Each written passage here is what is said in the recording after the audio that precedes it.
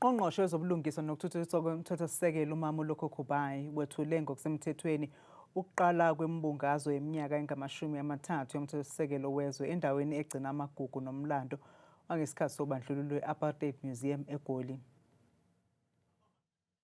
Njengoba kuphela iminyaka engamashumi-30 umthethosisekelo waba khona, ungqongqoshe wezobulungiswa nokuthuthukiswa komthethosisekelo uthi kusenezindawo ezingakaliboni uguquko ezathenjiswa lona ngesikhathi kucikicwa umthethosisekelo ngo-1996.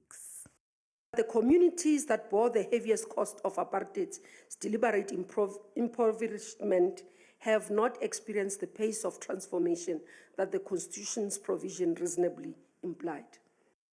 Njengengxenye yokubungaza leminyaka engamashumi-30 yomthethosisekelo, ikhabhinethi liphasise izinhlelo ezahlukene zokubungaza ezifaka phakathi ukubanjwa kwezingxoxo zomphakathi, imicimbi yokubungaza amasiko, izinhlelo ezibandakanya intsha kanye nokunye. The program will include public dialogues, civic education,